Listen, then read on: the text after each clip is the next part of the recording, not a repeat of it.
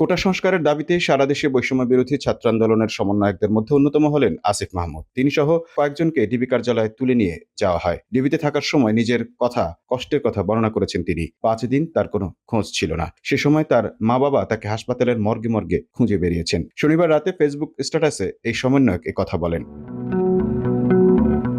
আসিফ লিখেন, মায়ের কান্নাকাটি উপেক্ষা করে আন্দোলন করা যে কতটা কষ্টের এবার হাড়ে হাড়ে টের পেয়েছি। 5 দিন গুম থাকা অবস্থায় আমার বাবা মা আমাকে হাসপাতালের মর্গে মর্গে খুঁজে বেরিয়েছেন। তিনি আরো লেখেন, ডিবিতে থাকা অবস্থায় পাগলের মতো ছোটাছুটি করেছেন ছেলের জন্য। আন্দোলন থেকে আমাকে দূরে রাখার জন্য সারাদিন বোঝানোর চেষ্টা করতেন।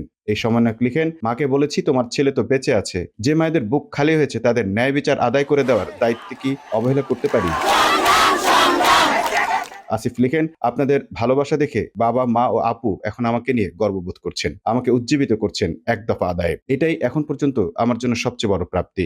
এদিকে গত শনিবার সর্বাত্মক অসহযোগ আন্দোলনের জরুরি নির্দেশনা দেন সমন্বয়ক আসিফ মাহমুদ। তিনি বলেন, কেউ কোনো ধরনের ট্যাক্স বা খাজনা প্রদান করবেন না। বিদ্যুৎ বিল, গ্যাস বিল, পানির বিল সহ কোনো ধরনের বিল পরিশোধ করবেন না। সব ধরনের সরকারি, বেসরকারি প্রতিষ্ঠান, অফিস, আদালত ও কলকারখানা বন্ধ থাকবে। আপনারা কেউ অফিসে যাবেন না। মাস শেষে বেতন তুলবেন।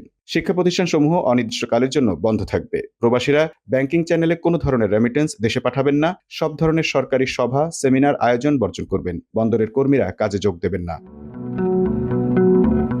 কোনো ধরনের পণ্য খালাস করবেন না।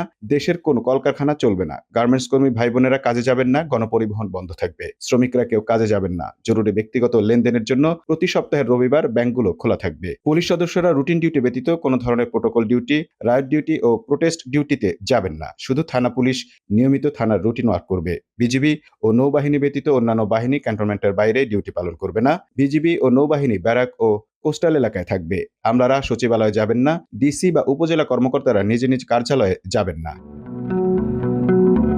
দেশ থেকে যেন একটি টাকাও পাচার না হয়।